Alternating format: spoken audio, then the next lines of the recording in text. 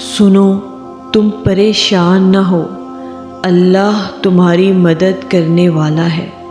اللہ بہت جلد ایسا وقت لائے گا جب تم اپنی آنکھوں سے معجزے ہوتے ہوئے دیکھو گے۔ اللہ کی محبت پہ شک مت کرو اگر وہ تمہیں آزما رہا ہے۔ اللہ تو دراصل جو تم مانگتے ہو اس کے لیے تمہیں تیار کر رہا ہے۔ فرما دو نہ کن میرے اللہ کہ اس تڑپتے دل کو شفا ملے۔ تھک گئے ہو؟ دیکھو پریشان مت ہونا، وہ اپنے بندے کو مسلسل تکلیف میں نہیں رکھتا، راحتیں جلد نصیب ہوں گی۔ پریشان ہو؟ یقیناً تم نے نماز اور قرآن چھوڑ رکھا ہے۔ سنو، امید نہ چھوڑو، شاید اگلی دعا کے بعد اللہ کن کر دے۔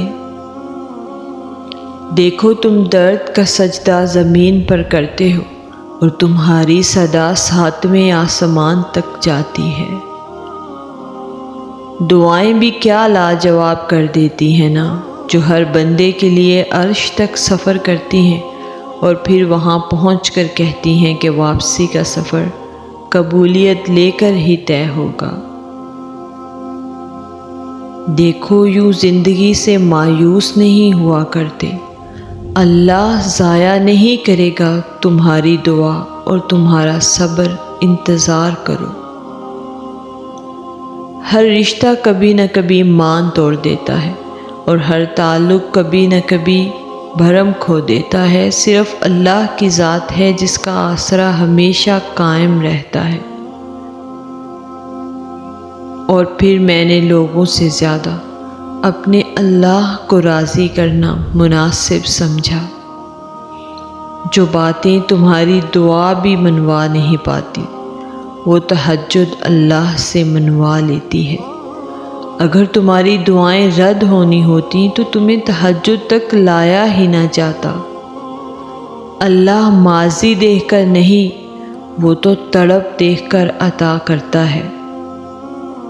جب وضو کرنا مشکل لگ رہا ہو تو سوچا کریں کہ گناہ دھونے جا رہا ہوں۔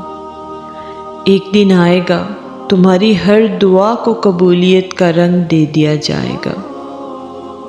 تہجد محبت کی ایک کہانی ہے جو سرے عرش بیٹھ کر سنی جاتی ہے۔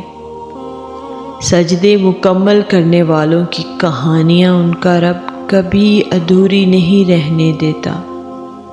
ان لفظوں سے مجھے بہت ہمت ملی ہے، یعنی تمہارا گمان وہاں تک نہیں جا سکتا جہاں سے اللہ وسیلے بنا دے گا۔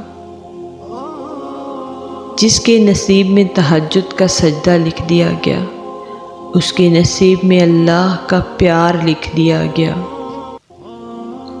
اگر اس نے تمہیں دھتکارا ہی ہوتا تو وہ کبھی تمہیں اپنے در کا پتہ ہی نہ دیتا۔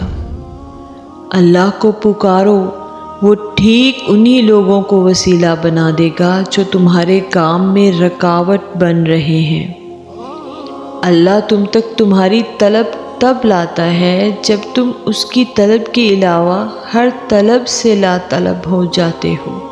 سنو، ہر خوشی بھی اللہ کو بتایا کرو جیسے ہر دکھ بتاتے ہو۔